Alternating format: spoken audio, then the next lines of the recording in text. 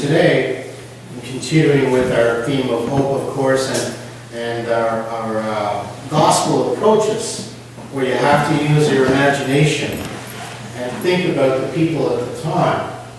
Today, we'll base the reading upon Matthew, but it's a summation and some alterations, if not many. It's entitled, "A Disciple of John Remembers." When I think back now, I realize how difficult it must have been for John. How utterly impossible the whole situation was. I mean, wouldn't you be downhearted, confused? Just put yourself in his place for a moment.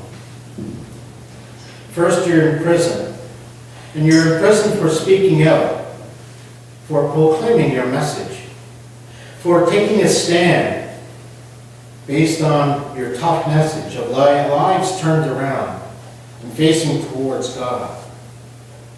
Not only that, but your entire message is based around being ready for one who is coming. A person who is going to change the entire world. "I am not worthy to lace up his sandals," John said. I know. I've heard him say it more than once. He was so passionate about it, so completely convinced. And when Jesus came along, we could see that John was so sure that it was him. Then he had found the person that his whole life and message had been building towards. This was it. But then he got thrown into prison, and the doubts began to set in. You've got to understand how uncompromising John was. It was what we loved about him. No easy way out with John. It was his way or nothing. His clothes, diet, message. It was hard. It was tough. You could never say that John was a soft person. He didn't find love easy. So when the messages started leaking through about what Jesus was up to, well, it was hard for John to hear. That was not what John had expected. Sinners being forgiven, parties being attended. It was so different from what John had pictured. It was little wonder that he began to question.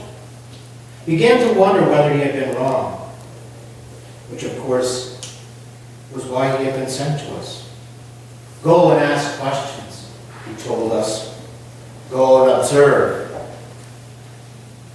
So we went, and we met Jesus, and we saw the most amazing things. And Jesus sent back a message to John. And it was kind of a coded message, which was clever. He quoted Isaiah, a prophet, just like John, some say. A measure to reassure him, to let him know that everything was going to be all right. Me? I was just amazed at the things I saw Jesus do. Never in my life had I expected. But we weren't the first, and I'm sure we won't be the last to be completely surprised by Jesus. To expect one thing and to see and hear something entirely different. After all, we want God to conform to our ideas, don't we?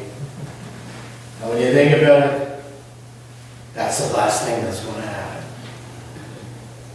And let's have a big amen. Amen.